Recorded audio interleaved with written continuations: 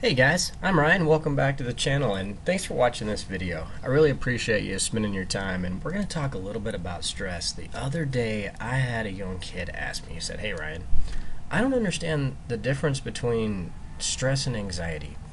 And I thought, okay. To me that sounds simple.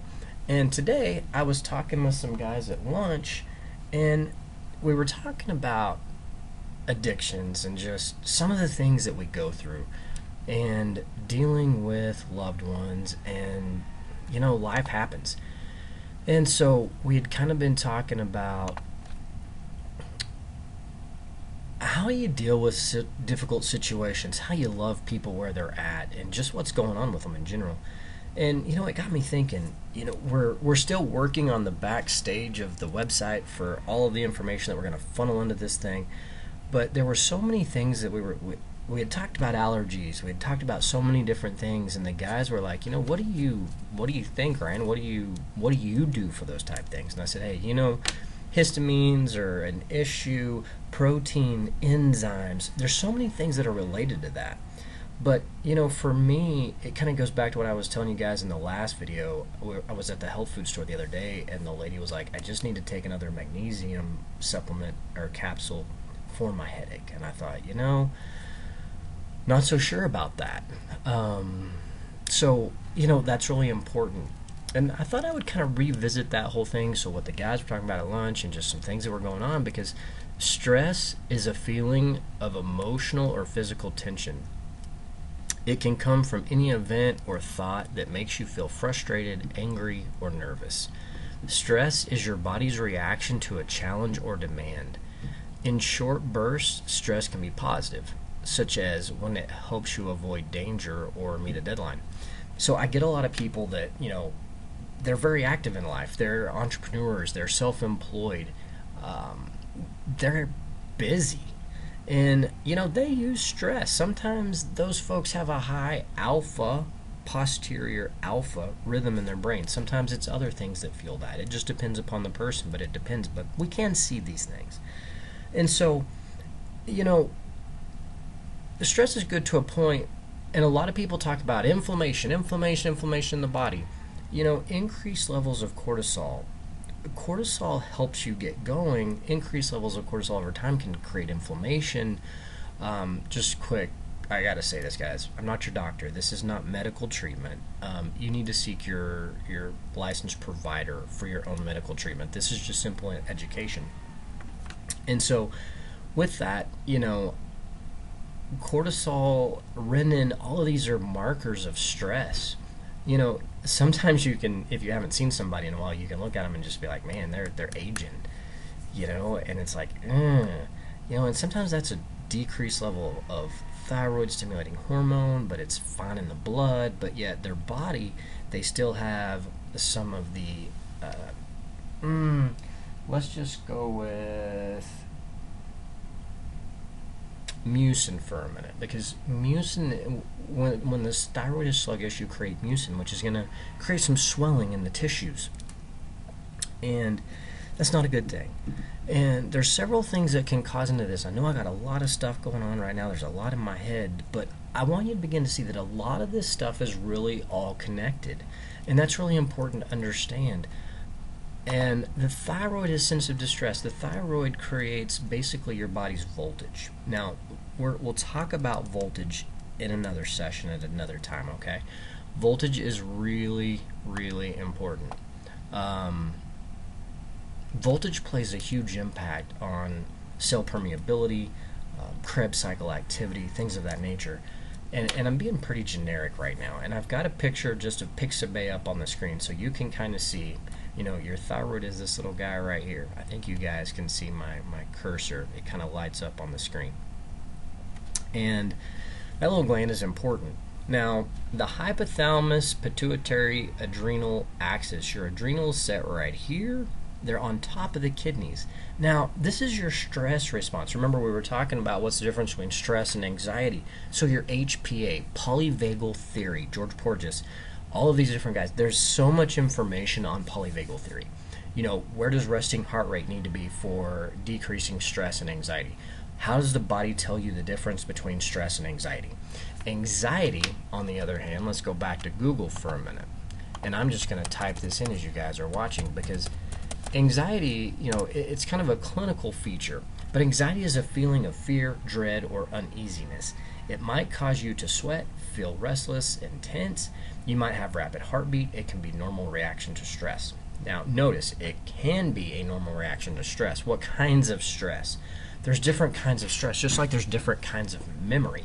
For example, you might feel anxious when faced with a difficult problem at work, before taking a test, or before making an important decision. Yes, those are all, stress does provoke decisions, it does provoke movement. Now, what we also want to consider is, when is too much too much? How do you know? Your body has ways of telling you, okay? One of that is your hypothalamus pituitary adrenal axis, your HPA, and understanding what your pulse rate is and where your pulse rate is not.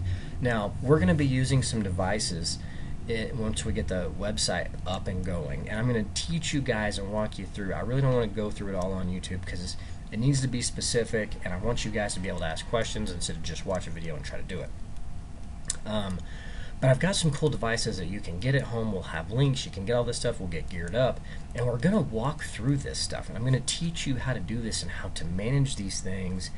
Because overall health, we want to be making sure that our health is moving in a positive direction, that we're managing our stress well, and that we're doing what we can to help with decisions, and making sure that we understand the signals our body is telling us. Our body is giving us signals all the time.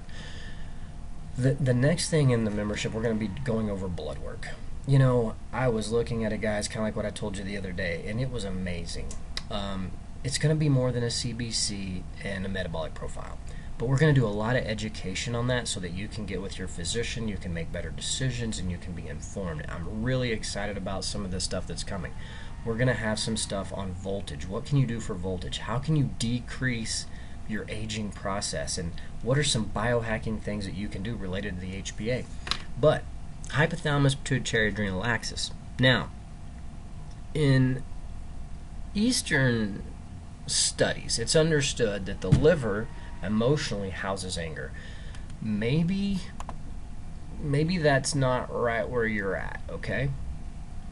But the liver would be kind of right on the front of the body. It's kind of right there, basically, kind of right up in here.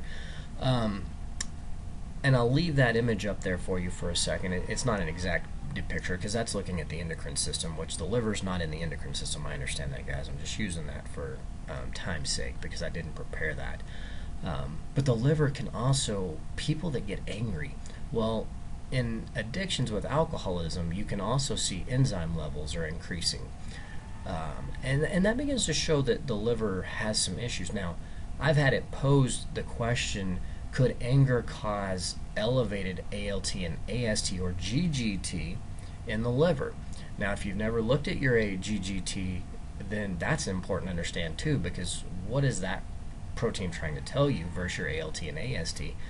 And, how do you begin to understand what's optimal and what's healthy and how to educate that? And how much of that pertains to stress and emotions? Because as the world is changing, it was one of the things we were talking about yesterday. I was around a group of people and we were talking about what is common sense.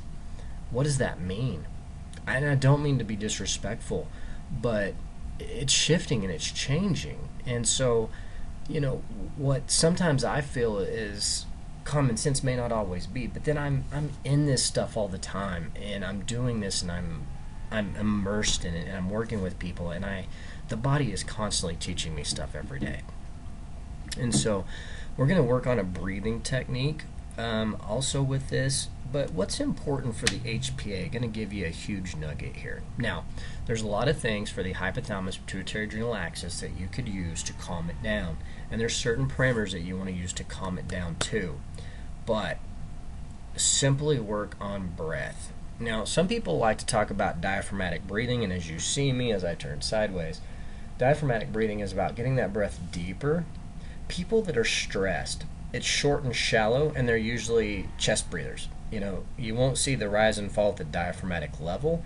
You'll see the short, quick breaths at the surface. But you want to work to get that deeper. And the exhalation needs to be shorter longer, than the exhalation. And that does that for a reason, because the exhalation calms down the central nervous system. And we want to get the barrier reflex into a certain rhythm. And that will have a huge effect on vagal tone, the vagus nerve, the central nervous system, and ultimately the HPA. So, guys, I hope this has been beneficial for you. Wanted to give you a quick, hey, we're still working on the website, and a quick intro to what are we really going to be working on and what all are we going to be doing and why. And so we're going to work to get the website up as fast as we can and begin to get some of this content out to you guys and really help educate you if that's what you're interested in. So if you've watched this far, smash that like, hit the subscribe, and as we all say in the YouTube space, like and subscribe, and until next time, we'll see you then.